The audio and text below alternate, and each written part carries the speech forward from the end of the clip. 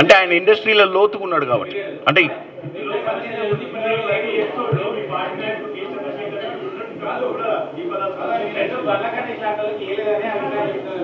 డెఫినెట్గా బండ్ల గణేష్ గారికి అంతకంటే మంచి పోస్ట్ ఇచ్చే అవకాశం ఉంది. మీరు ఆయన గురించి చింతొద్దు. ఆయన మంచి అవకాశాలని మీరు తప్పుతో పట్టేయకండి. ఆయనకి ఇంకా బ్రహ్మాండమైన అవకాశాలు ఉన్నాయి.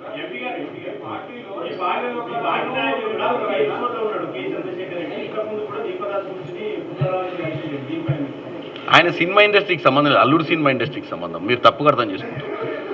ఆయన సినిమా ఇండస్ట్రీకి సంబంధం లేదు, ఆయన పొలిటీషియనే. ఆయన ఇంతకుముందు టీఆర్ఎస్ నుంచి నిలబడ్డాడు, కాంగ్రెస్ పార్టీలోకి వచ్చిండు. ఆయన సినిమా ఇండస్ట్రీకి సంబంధం లేదు. ఆయన సినిమా ప్రొడ్యూసర్ కాదు, యాక్టర్ కాదు, వాళ్ళ అల్లుడు యాక్టర్.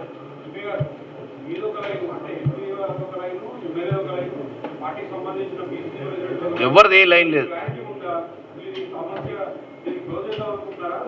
దీన్ని అశోక్ గారు మళ్ళీ మీరందరూ మళ్ళీ మీ టీవీ ఛానల్ ద్వారా తెలంగాణ ప్రజలకు తెలియడం ఒకటే, కాంగ్రెస్ పార్టీకి ఈ వివాదాన్ని కొనసాగించాలన్న ఇంట్రెస్ట్ లేదు. ఈ వివాదంలో చిక్కుకున్నటువంటి మహిళ, ప్రాణం కోల్పోయినటువంటి మహిళ గురించి మాట్లాడుకుంటున్నామే తప్ప సినిమా హీరో మీద పర్సనల్ గ్రడ్జ్ ఏముండదు. ఎందుకంటే మీకు ఫస్ట్ నుంచి ఒకటే చెప్తున్న, గ్రడ్జే ఉంటే యూసుఫ్ కూడా అలా పోలీస్ దాంట్లోనే మనం వాళ్ళకి పర్మిషన్ ఇచ్చినాం, ప్రీ రిలీజ్ పర్మిషన్. ఎందుకు ఇస్తాము?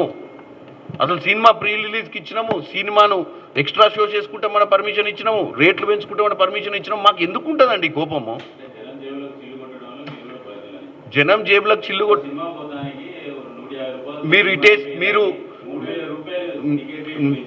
నేను ప్రతిపక్షాలే